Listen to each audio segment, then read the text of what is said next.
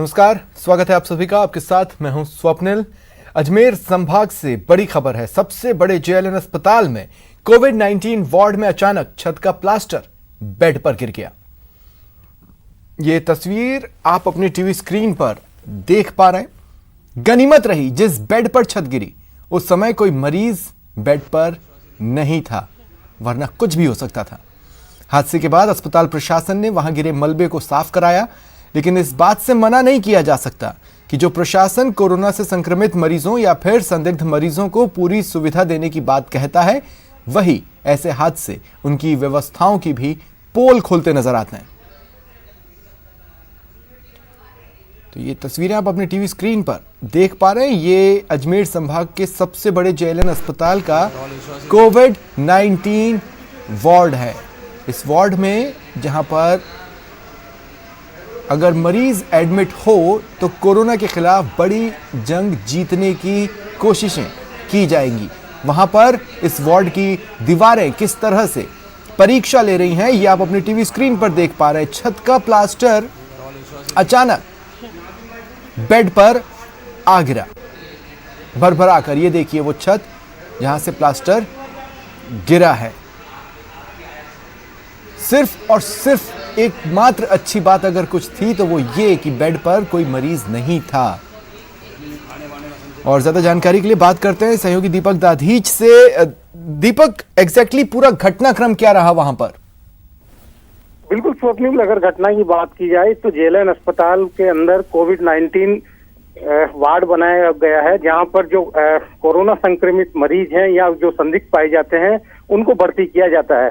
आज अचानक जो कोविड-19 वार्ड था उसके ऊपर छत थी, उसका प्लास्टर नीचे गिरा। लेकिन सब गनीमत ये रही कि जो जिस बेड पे ये मलबा गिरा वहां पर कोई मरीज नहीं था। उसके पास वाले बेड पे एक संक्रमित मरीज भर्ती था। तो निश्चित तौर पर ये कहा जा सकता है कि अगर बेड पे कोई मरीज होता तो उसके ऊपर ये मलबा गिरता और कोई भी हादसा हो सकता था। सबसे बड़ी बात ये सामने आती है कि जो जिला प्रशासन या अस्पताल प्रशासन जो कोरोना संक्रमित मरीज है उनको पूरी सुविधा देने की बात करता है, तो कहीं ना कहीं जब ऐसे हादसे होते हैं तो उनकी पोल खुलती नजर आती है। तो निश्चित तौर पर जहां से ये प्लास्टर गिरा है दीपक, अब वहां पर चल रहा पंखा भी डराने लगा है।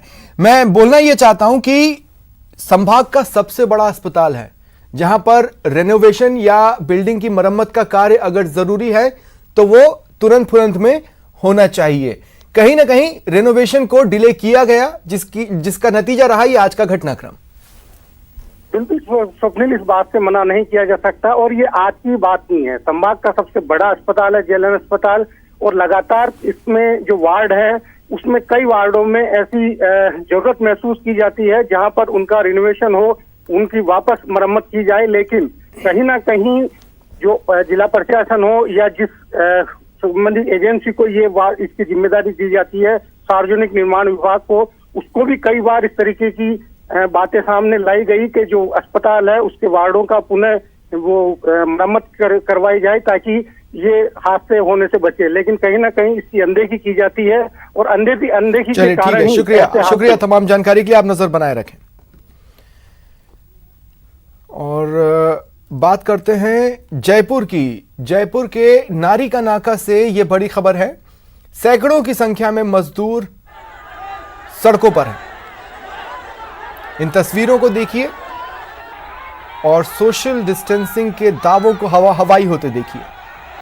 सैकड़ों की संख्या में मजदूर सड़कों पर है। मौके पर आरएसी की टुकड़ी भेजी गई है ताकि हालात पर नियंत्रण किया जा सके। आपको बता दें कि घर वापसी के लिए मजदूर हंगामा कर रहे हैं।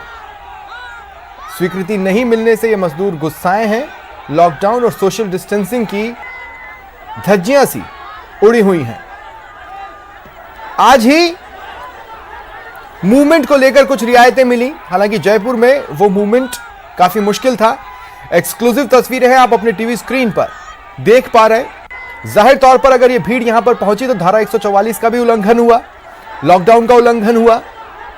किन किन क्षेत्रों से ये मजदूर यहां पर पहुंचे हैं? सबसे अहम बात, आज ही केंद्र ने निर्देश दिए हैं राज्यों के सचिवों को कि अगर मजदूर सड़कों पर दिखें, चलते फिरते पैदल जाते, तो उन्हें समझाएं बुझाएं, शेल्टर होम में पहुंचाएं। उन्हें यह आश्वस्त किया जाए कि ट्रेनें शुरू हो चुकी हैं, बसेस चल रही हैं, आपको आपके घर तक पहुंचाया जाएगा। लेकिन जिस तरह से देरी हो रही है, इनमें से कुछ मजदूरों का कई मजदूरों का नाम शायद पहली, दूसरी, तीसरी लिस्ट में नहीं है और धीरे धीरे ये अपना पेशेंस, ये अपना सब्र खो रहे हैं।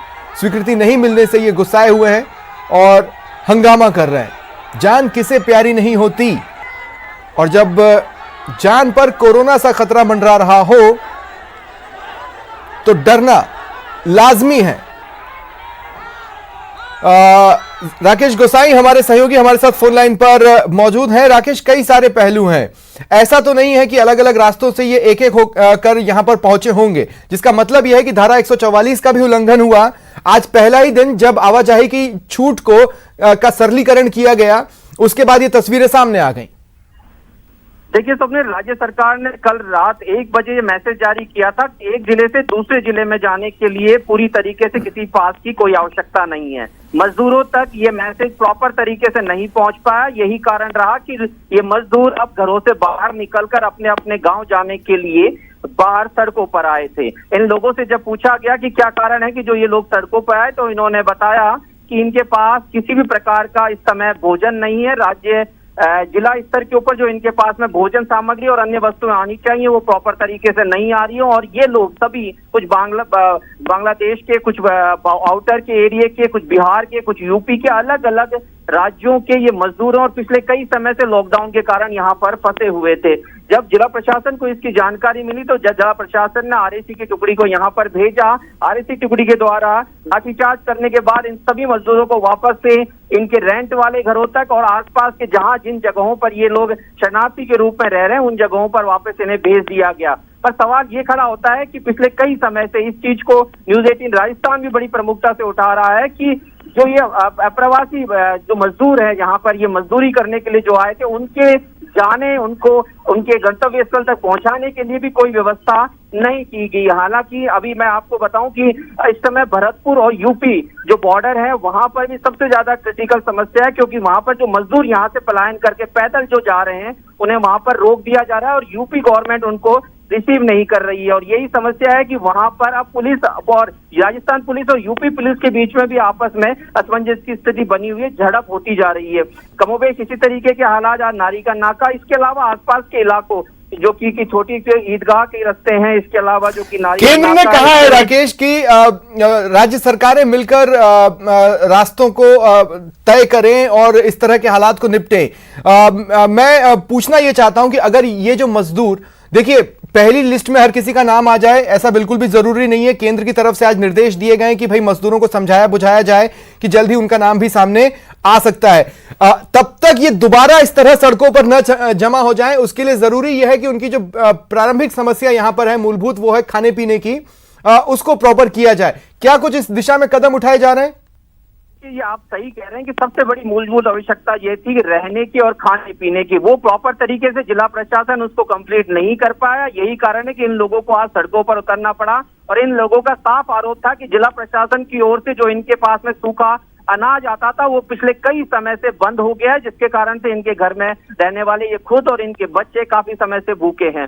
और आज इसी को लेकर कुछ सोशल वर्कर भी यहाँ पर पहुंचे हैं जो अपने स्तर के ऊपर भोजन लेकर इन लोगों तक देने गए हैं। इसके अलावा जिला कलेक्टर को भी इस संबंध के अंदर अवगत करा दिया गया है। देखना होगा कि अब कब तक इन लोगों तक प्रॉपर तरीके से राशन पहुंच पाता है और साथ ही सबसे बड़ी चीज कि इनका जो यहाँ से पलायन की व्यवस्था है वो कब तक कंप्लीट हो पाती है। पर बेसिक सवाल राकेश वहीं रह जाता है कि इतनी बड़ी संख्या में मजदूर सड़कों पर मूवमेंट कैसे कर लेते हैं। दूसरी बात यह है कि इनमें से कई हैं जो मास्क नहीं पहने, तस्वीरों में दिख रहा है, जहां पर खड़े वहां पर भीड़ लगाकर खड़े हैं। और बात तो यह थी कि भाई हर तरफ नजर रखी जा रही है, खासकर जयपुर में, जबकि जयपुर रेड जोन है। बिल्कुल, जयपुर रेड जोन है और सबसे बड़ी बात कि प्रशासन राजस्थान की राजधानी है और पूरी सरकार यहाँ पर बैठी हुई है। उसके अलावा इस तरह के हालात जब मैं बड़ी संख्या में, सैकड़ों की संख्या में मजदूर अगर सड़कों पर आ जाते हैं तो आप सोच सकते हैं कि हमारी लॉ एंड ऑर्डर सिचुएशन, हमारी व्यवस्था है, कानून व्यवस्था है, हमारा किस प्रकार से हम लोग इसकी पालना करवा रहे हैं, सिस्टम किस प्रकार से पालना करवा रहा है, ये आप बेहतर तरीके से समझ पा रहे हैं कि लोग बिना मास्क के सोशल डिस्टेंसिंग का पालन नहीं करते हुए यहाँ पर सड़कों पर उतरे। और न केवल सड़कों पर उतरे, अभी तो नारेबाजी करी और बाहर आने का प्रयास भी किया गया। चलिए, शुक्रिया तमाम जानकारी के लिए। बारां में अटरू क्षेत्र में मकान के लिए नींव खोदने के दौरान हादसा हो गया। दीवार गिरने से मजदूर परिवार बच्चों के साथ मलबे में दब गया। इस दर्दनाक हादसे में 4 साल के बच्चे की मौत हो गई, जबकि एक दंपति गंभीर रूप से घायल हुए, जिन्हें हॉस्पिटल में भर्ती करवाया गया है।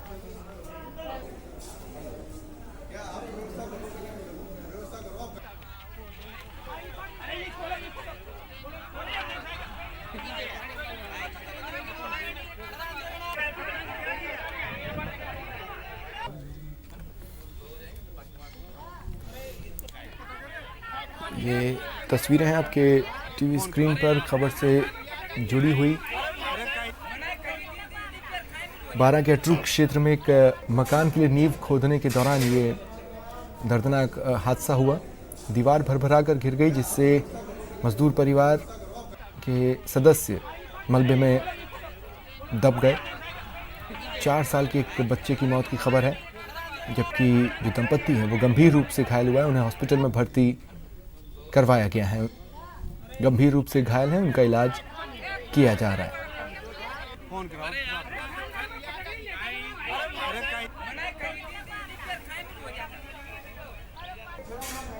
तो बारां के अटरू क्षेत्र से ये तस्वीरें सामने आई हैं।